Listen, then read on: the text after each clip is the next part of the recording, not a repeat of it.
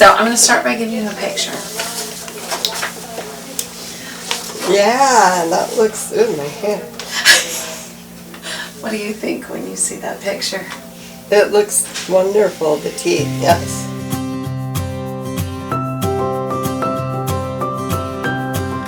Never liked my teeth, which is why I started with braces. Then by the time I was 18 or 19, they came out with bleach.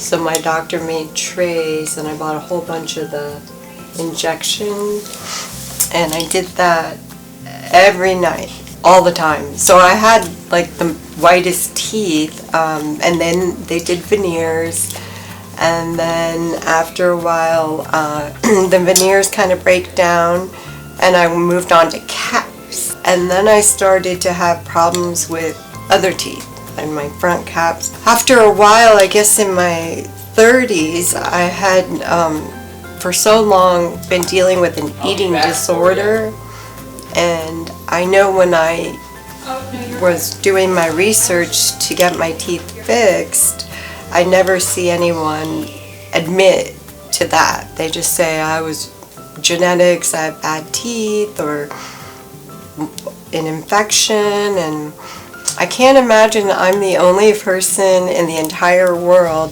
that has had an eating disorder, and it's, you know, run rampant with young women and even young men now. The eating disorder, whether I wasn't eating, or which doesn't help your teeth at all with no nutrition, or if I was getting rid of what I ate, if it were like a binge eating, you know, that all brings acid up.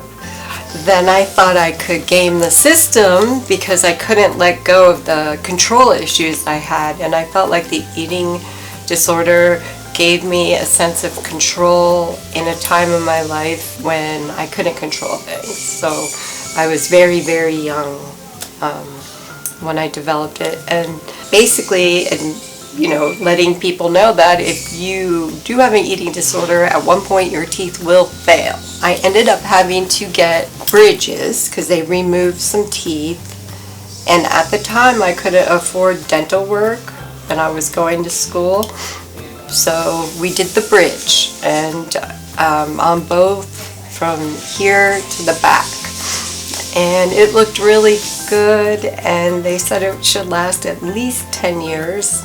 It was about 10 years when they came undone. So the attachment up into my gum fell and we couldn't replace it.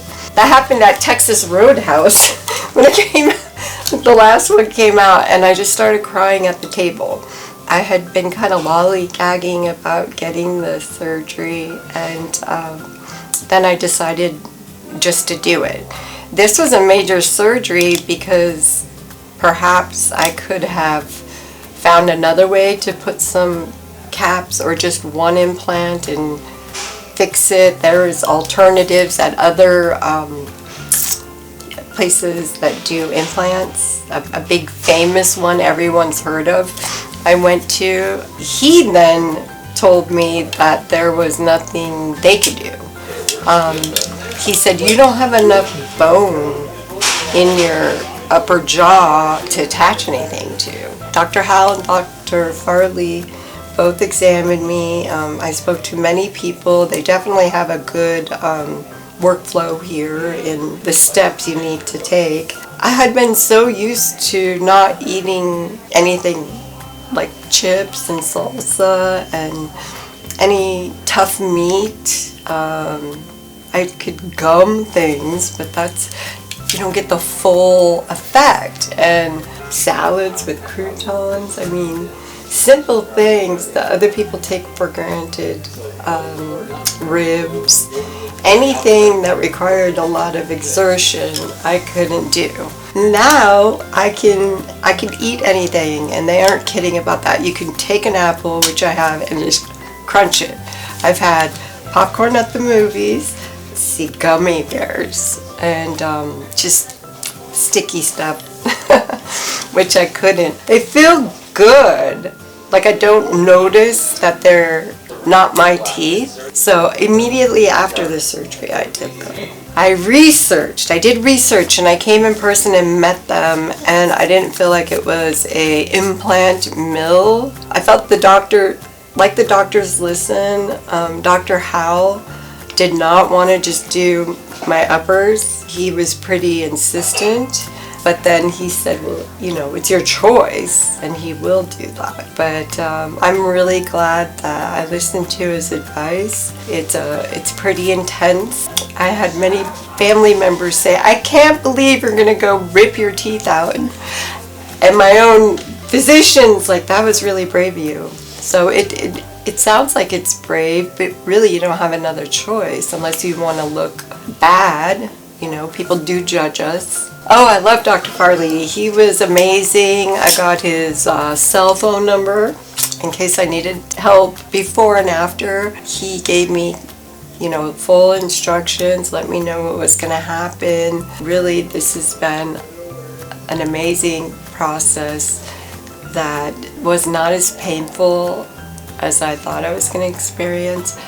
From the receptionist and their warm greetings to the dental assistants, the surgeons, the anesthesiologist, everyone was very kind to me and honest. You know, this will look better on you, and I appreciate that.